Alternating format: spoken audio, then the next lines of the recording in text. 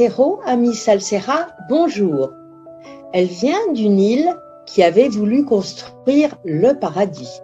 C'est avec la dernière phrase du livre de Zoé Valdès, Le néant quotidien, que je commence la rubrique littéraire d'aujourd'hui.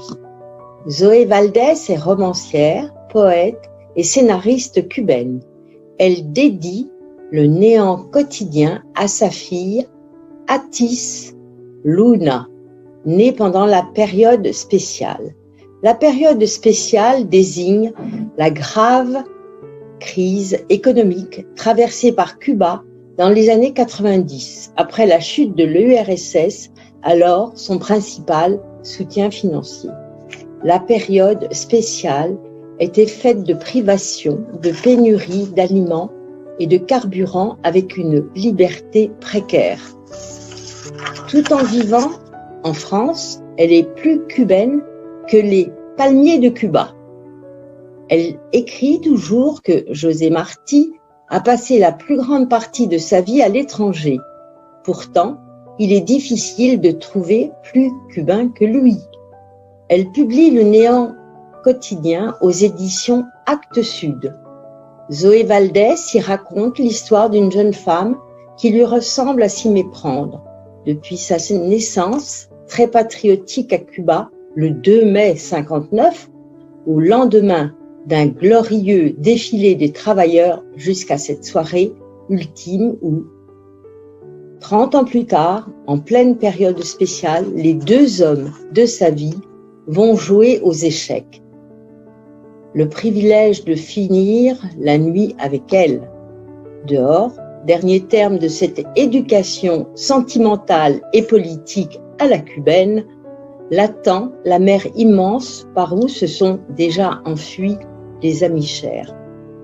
Tour à tour, révolté, lyrique, provoquant et désespéré, Le néant quotidien est de ces textes qui semblent écrits dans l'urgence de tout dire pour sauver ce qui peut l'être encore. L'écriture de Zoé Valdès exprime l'épaisse réalité des Cubains. Son écriture devient poétique lorsqu'elle décrit les éléments. Boire du café en contemplant la mer, comme si les vagues étaient des fragments de vie. Ou l'eau est fascination lente, sérénité maximale, effroi curieux qui apaise. En 1995, après la publication de son roman Le néant quotidien, qui n'a pas séduit les autorités cubaines, Zoé Valdès s'exile en France, accompagnée de son époux et de leur fille. Elle y vit toujours. Égérie de la littérature cubaine, ses livres sont traduits dans le monde entier. Récemment, elle a publié, en 2015, La femme qui pleure aux éditions Artaud et, en 2017, Et la terre de leur corps aux éditions Réunion des musées nationaux.